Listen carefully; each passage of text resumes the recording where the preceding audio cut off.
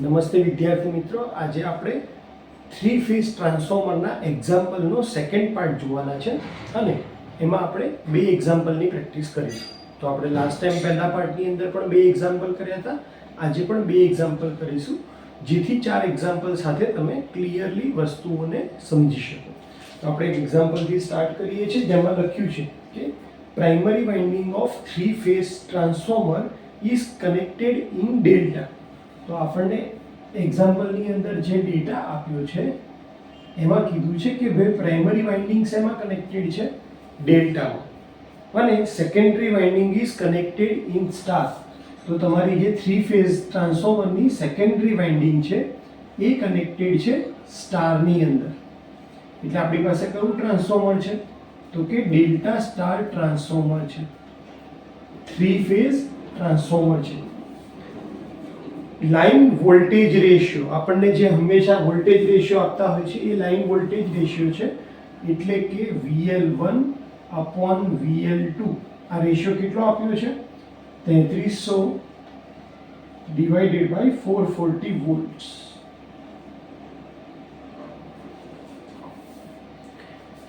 Primary of transformer is connected to 3300 volt and transformer deliver power to delta connected motor. એટલે કે આપણે હવેનો diagram draw કરી લઈએ. તો આ તમારું ડેલ્ટા કનેક્શન છે પ્રાઇમરીમાં, જ્યાંથી સપ્લાય આવે છે, અને અહીંયા તમારું સ્ટાર કનેક્શન છે સેકન્ડરીમાં. અને સ્ટાર કનેક્ટેડ સાથે શું જોઈન કર્યું છે? તો કે તમે એક મોટર જોઈન કરી છે, અને આ મોટર કેવી છે? કે ડેલ્ટા કનેક્ટેડ મોટર છે. The line current of motor, એટલે કે મોટરનો જે લાઇન કરંટ છે, લાઇન કરંટ કોને કહેશું આપણે? મોટરનો જે લાઇન કરંટ છે એની વેલ્યુ આપણને આપી છે 75 એમ્પિયર, 75 એમ્પિયર. અને આપણે શું શોધવાનું છે? તો કે લાઇન અને ફેઝ વોલ્ટેજ, લાઇન અને ફેઝ કરંટ, અને લાઇન અને ફેઝ વોલ્ટેજ. તો બધા ફેઝ વોલ્ટેજ પ્રાઇમરી અને સેકન્ડરીના આપણે શોધવાના છે. તો સૌથી પહેલું શું કરશું? આપણને VL1 અને VL2 ઓલરેડી ખબર જ છે. સૌથી પહેલા આપણે સ્ટાર્ટ કરીએ પ્રાઇમરીના ફેઝ વોલ્ટેજ શોધવાથી. તો પ્રાઇમરી ડેલ્ટા કનેક્ટેડ છે, અને ડેલ્ટા કનેક્શનની અંદર શું છે? અહીંયા આપણે લખી દઈએ કે ડેલ્ટામાં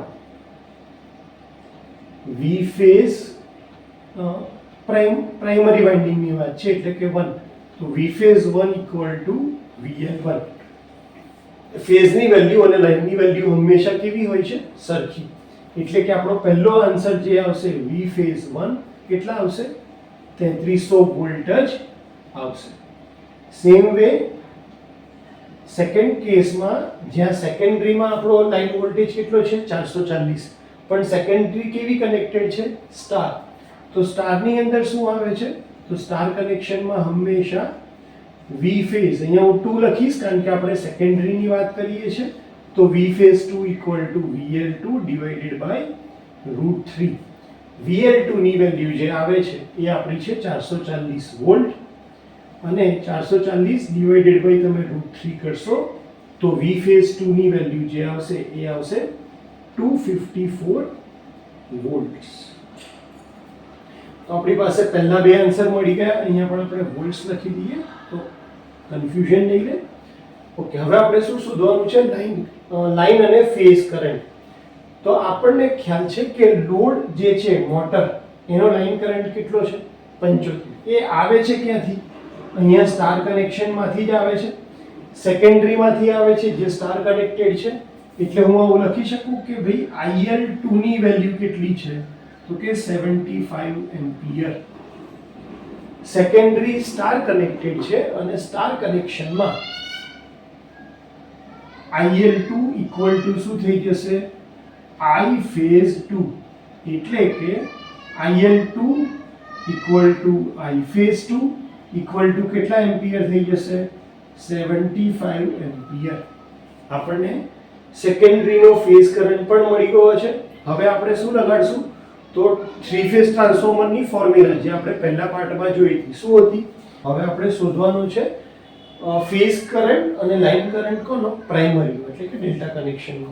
આપણને ખ્યાલ છે કે ભાઈ V phase 2 divided by V phase 1 equal to થશે I phase 1 divided by I phase 2. કારણ કે ટ્રાન્સફોર્મરમાં વોલ્ટેજ અને કરંટ એકબીજાને ઇન્વર્સલી પ્રોપોર્શનલ હોય છે. તો મારે ઇન્ટરેસ્ટ શેમાં છે I phase 1, કારણ કે બાકીની ત્રણ વેલ્યુ તો મને ખબર જ છે. તો I phase 1 ની વેલ્યુ કેટલી થશે? તો V phase 2 by V phase 1 એટલે કે V phase 2 ની વેલ્યુ છે 254. V phase 1 એટલે કે 3300 વોલ્ટ અને મલ્ટીપ્લાય બાય I phase 2 આની સાથે મલ્ટીપ્લાય થશે. I phase 2 ની વેલ્યુ છે 75 એમ્પિયર. તો આના ઉપરથી મને મળી જશે I phase 1 ની વેલ્યુ. પ્રાઇમરી ફેઝ કરંટ કેટલો થશે? તો પ્રાઇમરી ફેઝ કરંટ થશે 254 ડિવાઇડેડ બાય 3300 અને મલ્ટીપ્લાય બાય થશે 75 એટલે કે 5.8 એમ્પિયર આન્સર આવે. 5.8 એમ્પિયર. આ કયો કરંટ થયો? આપણો ફેઝ કરંટ. હવે આપણને શેમાં ઇન્ટરેસ્ટ છે? લાઇન કરંટમાં. લાઇન કરંટ શોધવું હોય તો આપણને એ ખબર હોવી જોઈએ કે કનેક્શન સ્ટાર છે કે ડેલ્ટા. તો ડેલ્ટા કનેક્શનની અંદરમાં જો મારે ફેઝ કરંટમાં ઇન્ટરેસ્ટ હોય અને લાઇન કરંટ બંને વચ્ચે રિલેશનશિપ કેવું છે? તો કે I line equal to √3 times I phase 1. IL1 શોધવો છે તો √3 મલ્ટીપ્લાય બાય I phase કેટલા છે? 5.8. તો અહીંયાથી તમને શું મળી જશે? લાઇન કરંટ 1 એમ્પિયરમાં એટલે 5.8 મલ્ટીપ્લાય બાય આપણે કરીએ √3 તો આન્સર આવશે 10 એમ્પિયર. એટલે જો તમને આ પ્રકારનો ડેટા આપ્યો હોય જ્યાં તમારું કનેક્શન સ્ટાર ડેલ્ટાનું હોય તો તમારે આ રીતે એક ફિગર ડ્રો કરવાની રહેશે. એના ઉપરથી તમે ફેઝની વેલ્યુ સ્ટાર અને ડેલ્ટામાં તમને મેઇન રિલેશન ખબર હોવી જોઈએ કે ડેલ્ટામાં રિલેશન શું છે. તો ડેલ્ટાની અંદર VL અને V phase સરખા છે અને I phase ની વેલ્યુ કેટલી છે? તો કે line current divided by √3. Star કનેક્શનમાં શું છે? તો કે IL અને I phase ની વેલ્યુ સરખી આવે અને V phase ની વેલ્યુ કેટલી આવશે? તો કે લાઇન વોલ્ટેજ ડિવાઇડેડ બાય √3. પ્રાઇમરીના જે કનેક્શન હશે એને આપણે નંબર આપશું 1, સેકન્ડરીના નંબર આપશું 2. તો આવી રીતે તમે આખો દાખલો આ સોલ્વ કરી શકો છો સ્ટેપ બાય સ્ટેપ. ઓકે, ચલો આપણે સેકન્ડ એક્ઝામ્પલ ગણશું. તો સેકન્ડ એક્ઝામ્પલનો ડેટા જોઈ લઈએ. The turn ratio of. હવે ટર્ન રેશિયો હોય એટલે તમારા દિમાગમાં પહેલું જ આવવું જોઈએ કે ટર્ન રેશિયો એટલે N1/N2.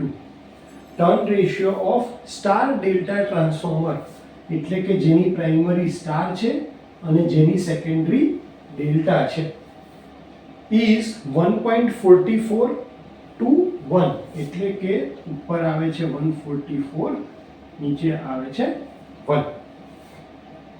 Primary winding is connected two 1100 volt. એટલે કે તમારો જે લાઇન વોલ્ટેજ છે એ કેટલા વોલ્ટ આપ્યા છે? 1100 વોલ્ટ્સ આપ્યા છે. Secondary supplies load off. સેકન્ડરીનો લોડ આપણને આપ્યો છે. લોડ કેટલો આપ્યો છે? તો કે 50 kVA અને કેટલા પાવર ફેક્ટર ઉપર? તો કે 0.8 પાવર ફેક્ટર ઉપર. એટલે કે એનો cos phi આપ્યો છે આપણને 0.8 પાવર ફેક્ટર લેગિંગ.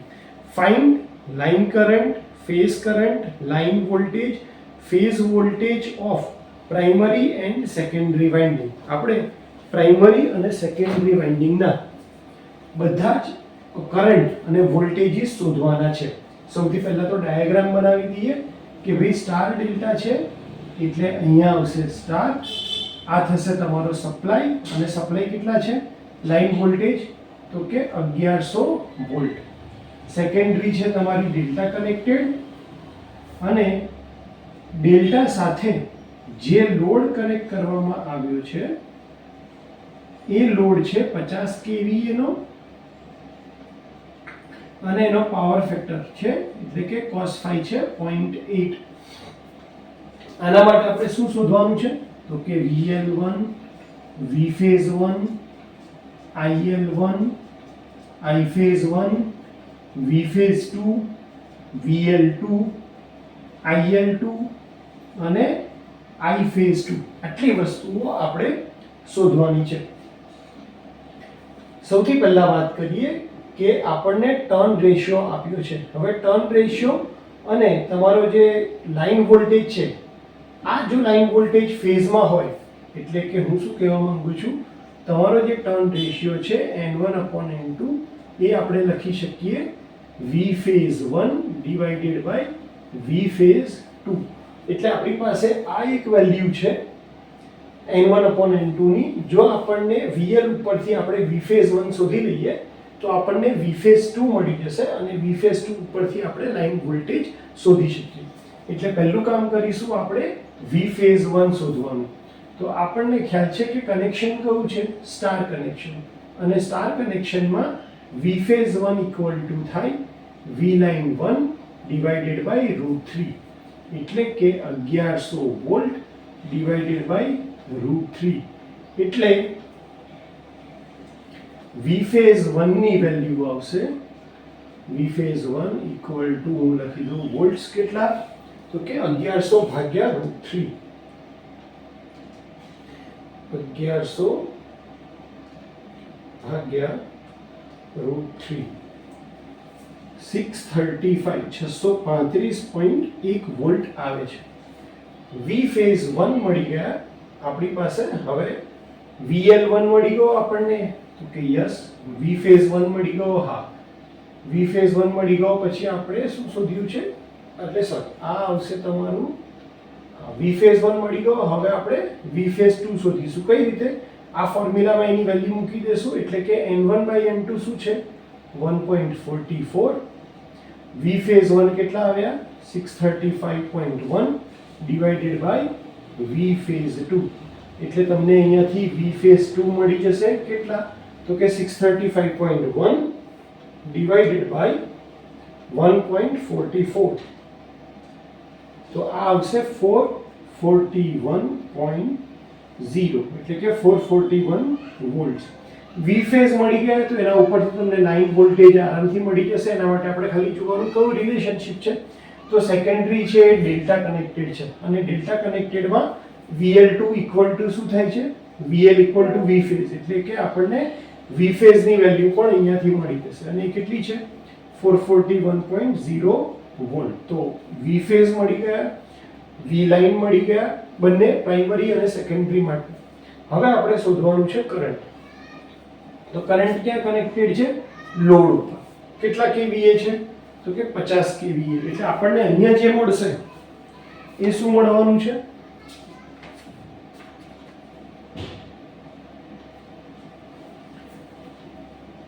આપણો લોડ ક્યાં કનેક્ટેડ છે તો કે સેકન્ડરી ઉપર. એટલે આપણને લોડ કેટલાનો છે 50 kVA નો. તો 50 kVA ઇક્વલ ટુ શું થશે તો કે kVA equal to √3 times VL IL. આપણે લોડ ક્યાં છે સેકન્ડરી ઉપર એટલે VL2 IL2 divided by 1000. kVA છે આપણા 50 તો 50 ઇક્વલ ટુ √3 VL2 ની વેલ્યુ કેટલી છે આપણી પાસે VL2 ઇક્વલ ટુ 441 તો 441 અને IL2 આપણે શોધવાના છે divided by 1000. તો IL2 ની વેલ્યુ કેટલી આવશે તો કે IL2 equal to 50,000 divided by √3 into 441 એટલે કે 50,000 divided by √3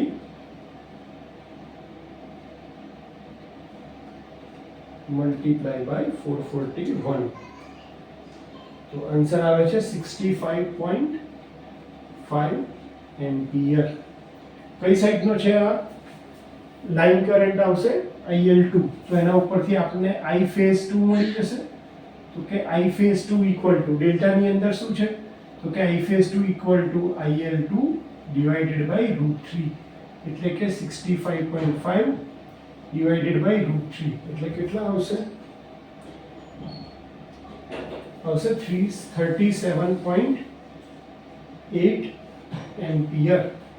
I phase 2 મળી ગયું, IL2 મળી ગયું, તો આપણે આ સેમ ફોર્મ્યુલાનો યુઝ કરી, એટલે કે V phase 1 upon V phase 2 equal to I phase 2 divided by I phase 1. એટલે એના ઉપરથી આપણને I phase 1 મળી જશે. I phase 1 equal to શું થશે? તો આમ ક્રોસ મલ્ટીપ્લિકેશન કરશું તો I phase 2 as it is, એટલે કે 37.8 multiply by V phase 2 divided by V phase 1, કારણ કે આ મલ્ટીપ્લાય કરવાના છે, આ બાજુ આવશે એટલે. તો V phase 2 છે આપણા 441 અને V phase 1 છે આપણું 635.1. તો 37.8 મલ્ટીપ્લાય બાય 441 divided by 635.1, એટલે આન્સર આવશે 26. શેનો આન્સર આવશે? I phase 1 નો 26.2 એમ્પિયર. હવે આપણે શોધવાનું છે લાઈન કરંટ. તો સ્ટારની અંદર લાઈન અને ફેઝ સરખા હોય તો આપણો IL1 પણ કેટલો આવશે? 26.2 એમ્પિયર. તો આવી રીતે આપણે બધા જ ફેઝ અને લાઈન વોલ્ટેજીસની વેલ્યુ શોધી શકીએ છીએ સ્ટાર અને ડેલ્ટા ઉપરથી. ખાલી તમારે આ એક્ઝામ્પલમાં એક નવું એ છે કે લોડ તમને આપ્યો છે, અને લોડ આપ્યો હોય તો એના માટે તમે જે ફોર્મ્યુલા યુઝ કરશો એ કઈ હશે? તો કે VL2 IL2 વાળી. જનરલી આપણને ટ્રાન્સફોર્મરનું રેટિંગ આપ્યું હોય છે, એની જગ્યાએ આ વખતે આપણને ઊંધું કર્યું છે કે લોડનું રેટિંગ આપ્યું છે અને એના ઉપરથી આપણને બધી વસ્તુ શોધવાની કીધી છે. તો આ રીતે તમે આ એક્ઝામ્પલ ગણી શકશો. બંને એક્ઝામ્પલની જે રકમ છે એ હું ડિસ્ક્રિપ્શનની અંદર પોસ્ટ કરી દઈશ, તો તમે એમાંથી જોઈને એક્ઝામ્પલ ફરીથી તમારી પ્રેક્ટિસમાં ગણી શકો છો. Thank you.